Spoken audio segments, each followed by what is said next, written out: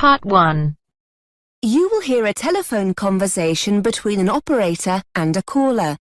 The caller is reporting a stolen mobile phone. First, you have some time to look at questions 1 to 5.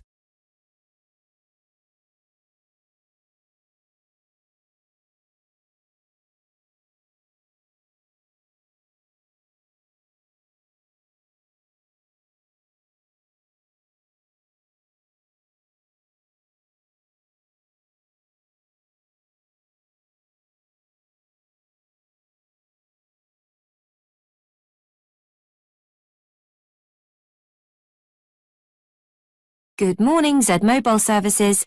This is Tess speaking. How can I help? I want to report a stolen mobile phone. Could you confirm your postcode, please, sir? It's CN2 1EB. Thanks. And your house number? 34. OK. Can you give me the telephone number of the phone that was stolen? Yeah, it's... Wait a minute. It's 07890 07890 623 623 570. 570. OK. So it's 07890 623 570. Yeah, that's right. Can you just confirm your name? Yeah, it's Thomas Green. Is that Thomas spelt Thomas? No, there's no H. It's just Thomas. Thomas. OK. So you said your phone was stolen. That's right. I reported it to the police this morning. That's good. I'll need to take down your crime reference number. I've got it here. It's CZ CZ dash 17624 17624 dash 5. 5. Thank you. Let me run through that again. CZ dash 17624 dash 5. That's it. Just a few more details. Can I have your IMEI number? Oh, what's that? It's the International Mobile Equipment Identity Number. It's Sorry, I don't have it. Not to worry. We'll deal with that in a moment. I just need to have the date and time your mobile was stolen. That's easy. Between 1 and 2 o'clock yesterday. That's 1 to 2 p.m. on the 16th of August. Thank you. Before you hear the rest of the conversation, you have some time to look at questions 6 to 10.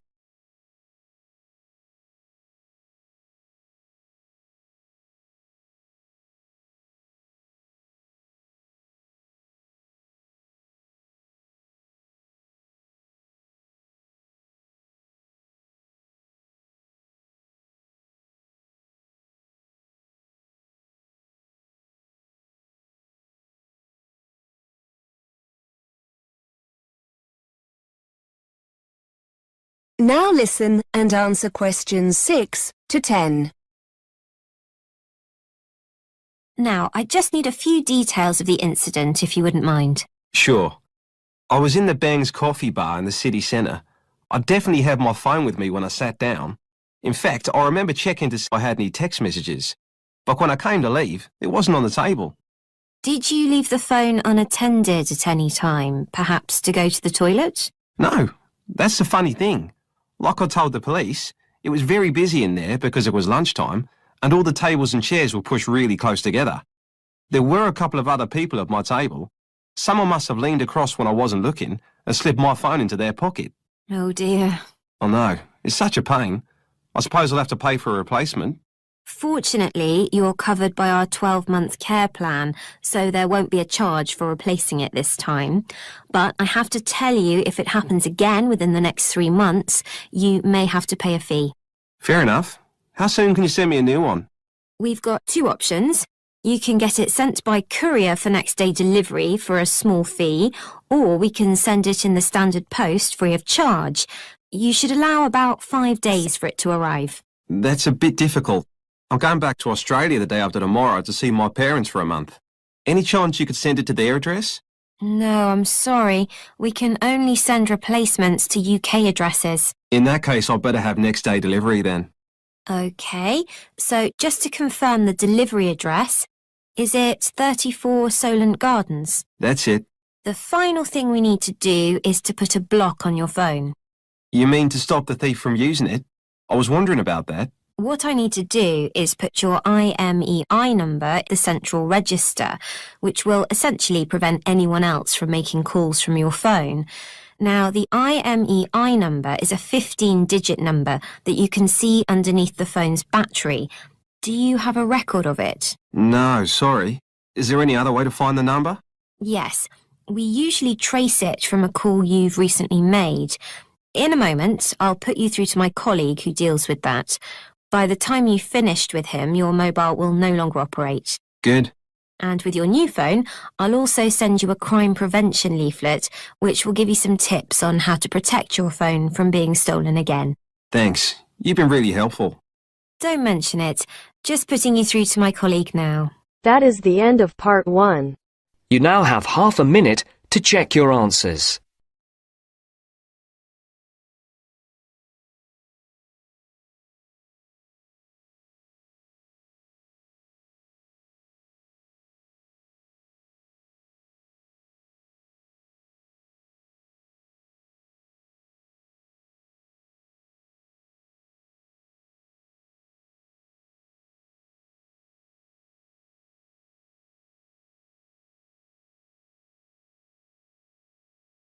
Now turns to part 2. Part 2. You will hear a presenter on a radio show. The presenter is reading out letters sent in by listeners to the show. First, you have some time to look at questions 11 to 16.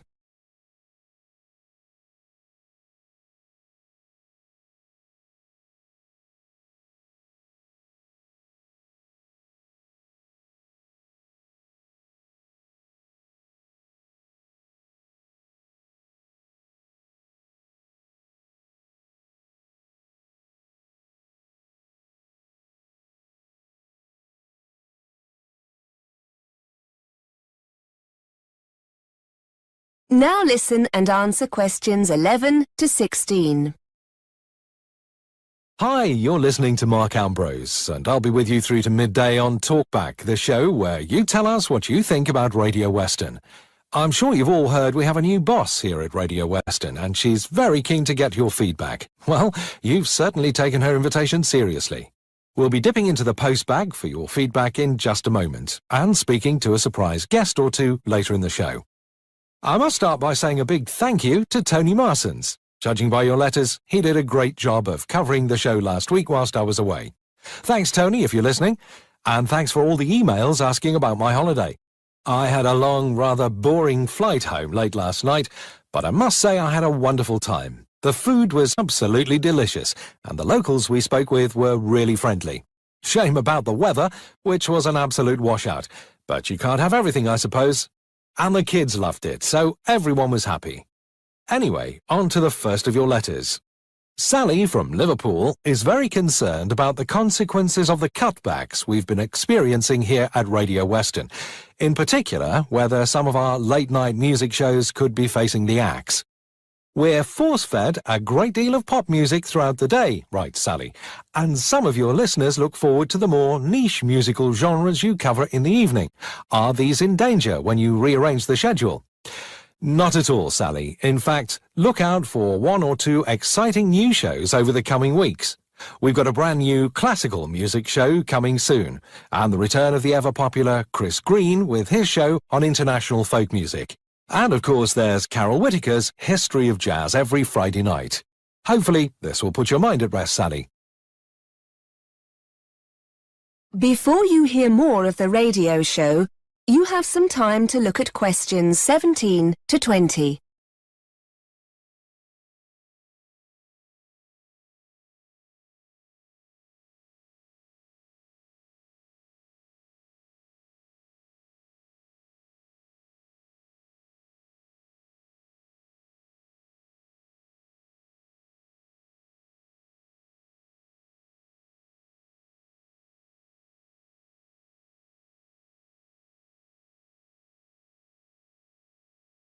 Now listen and answer questions 17 to 20.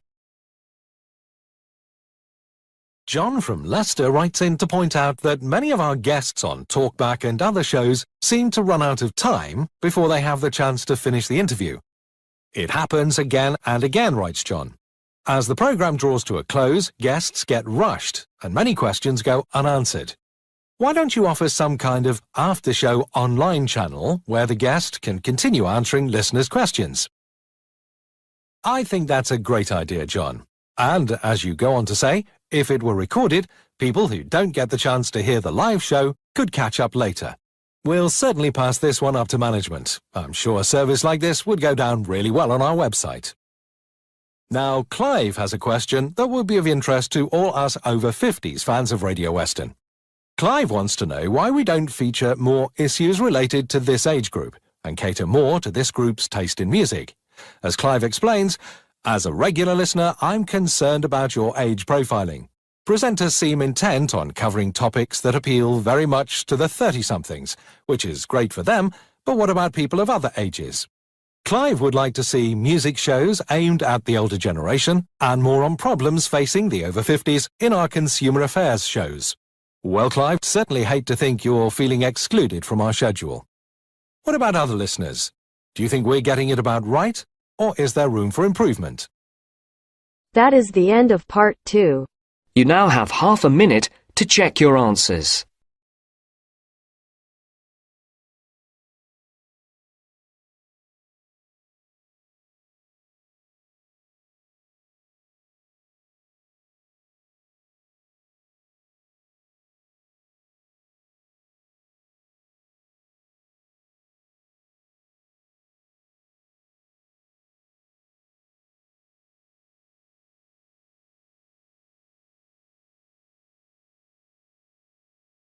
Now turns to part 3. Part 3. You will hear two university students discussing how they should prepare for a presentation they are to give. First, you have some time to look at questions 21 to 25.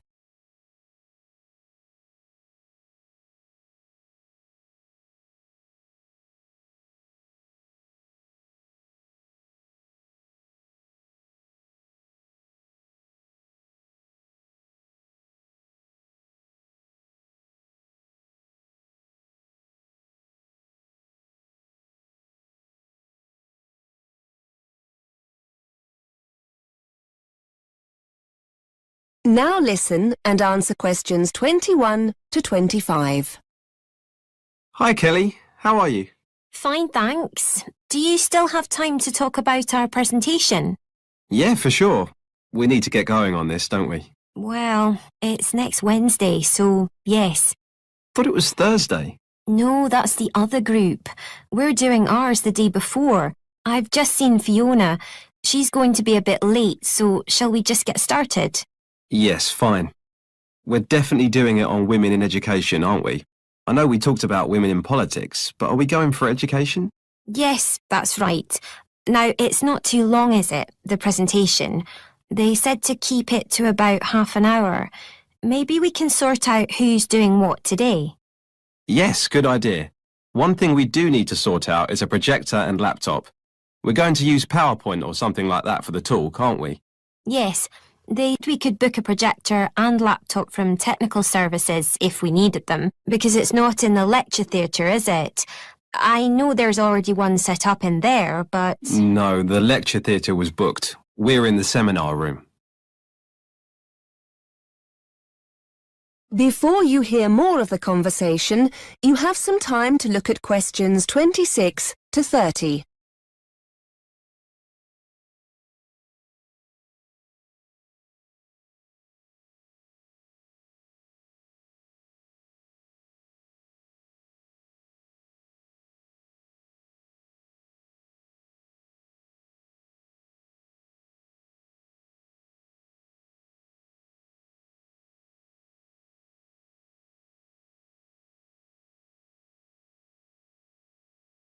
Now listen and answer questions 26 to 30.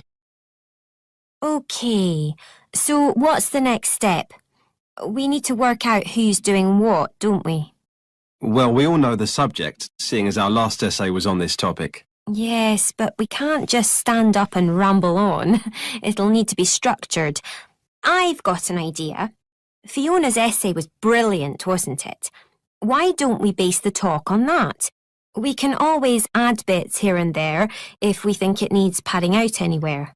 That's a good idea. Shall we ask her to get a copy of it for both of us? Yes, I'm sure she won't mind. We can always let everyone know at the start of the presentation that it's Fiona's work. But we don't want to just read it out. That'll be really boring. It's probably best to make notes from it so that we can improvise a bit on the day. Why don't we break the essay down into sections and the three of us can each take on one section? We can all make notes on our own part and add to it where we think it needs it. That way we can try to make it our own. Yes, I like it. So let's ask Fiona to start the talk off and bring it to a close. She can take on the introduction and conclusion. I know she divided the essay into the situation for women in the past and then compared it to how things are now. So why don't I take the bit on the past and you talk about the situation for women as it is now? OK. If we give ourselves till the weekend to work on it, we can get together on Saturday to see how it's looking. Now, what about the presentation itself? Someone will need to build that and find images. We don't just want to fill each slide with a load of text, do we? No, we don't. Before I forget, I can sort out the laptop and projector. I've got to go down to technical services to get them to have a look at my laptop. They reckon they can get it to run a bit faster. But the presentation, who's good with computers? Do you fancy having a go? I don't mind. But I'll wait until we've met up on Saturday just to make sure we've all got our notes. We'll need images, won't we?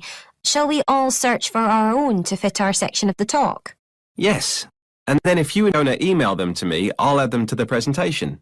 Right. That was easy, wasn't it? And look, here comes Fiona. Let's ask her about her essay. That is the end of part 3. You now have half a minute to check your answers.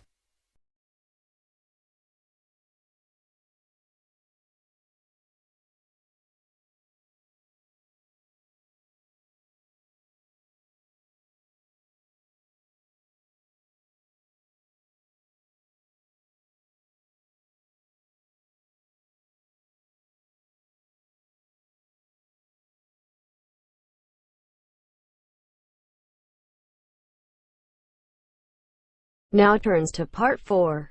Part 4. You are going to hear a lecturer giving a talk on time management strategies.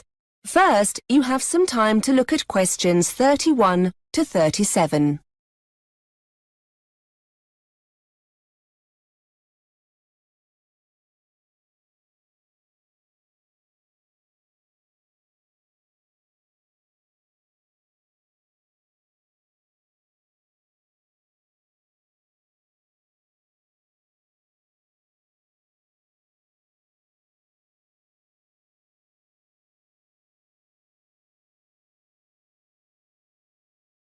Now listen and answer questions 31 to 37. Hi everyone. Today Mark has come in to talk to you about time management strategies. If you remember, in the introductory session, I told you the difference it can make to your studies, so this is an incredibly important session.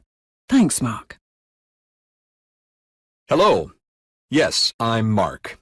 I lecture over in the business school, but I have a bit of a reputation for being rather evangelical about time management, and I'm often invited into other courses to talk about it. So, here I am.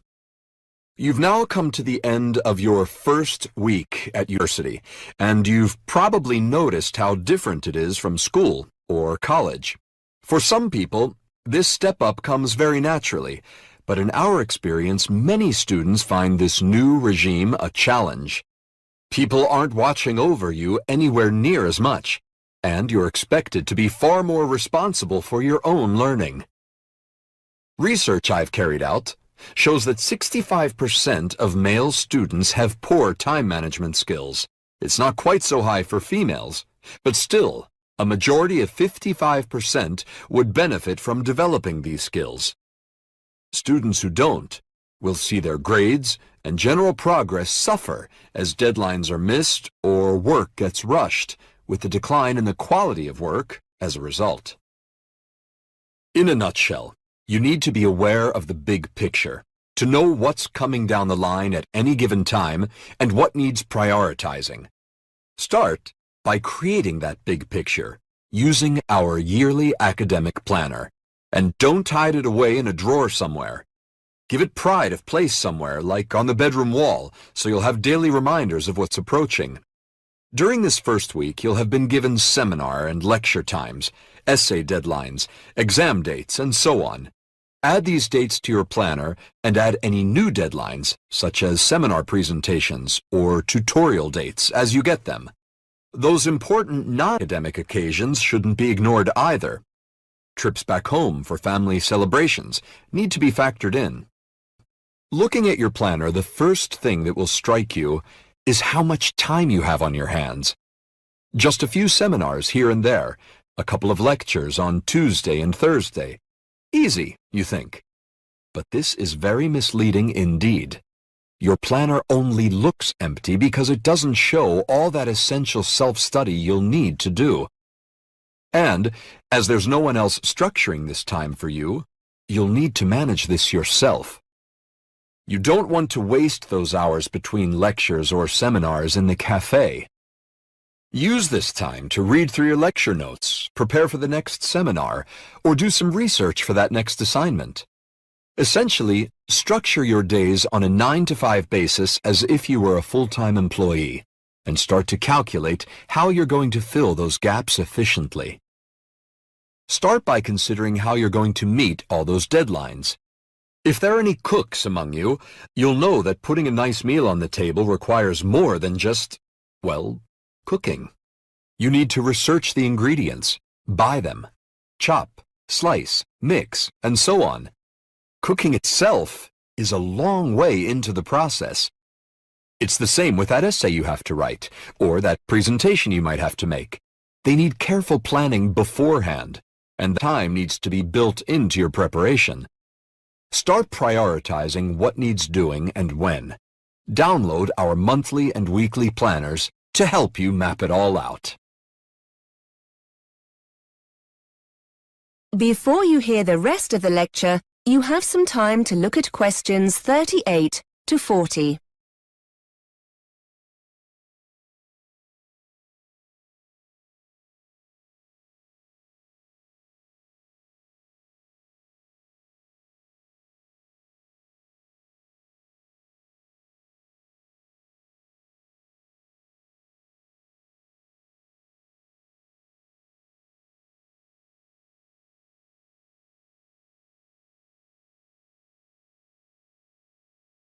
Now listen and answer questions 38 to 40. And here's an important point. When you're planning what to do, be task-oriented rather than time-oriented, and set achievable goals. Finding images for a presentation, for example, is measurable. Simply writing research 10 a.m. to 11 a.m. isn't. This task-oriented approach will be immensely helpful, forcing you to break your preparation down into individual, achievable steps. Try to assess when busy periods are likely to occur, such as the week leading up to an assignment deadline. Are there any evenings during the week you could put aside for extra work? And, just as importantly, make a note of any times you won't want to be working. You'll need time for you, sessions in the gym, evenings when your favorite programs are on TV. Don't forget to schedule in time for non-academic activities like going shopping or doing the laundry. It's best to have a fixed time each week for jobs like these, so they don't interfere with your academic work. Finally, decide where you're going to do your self-study.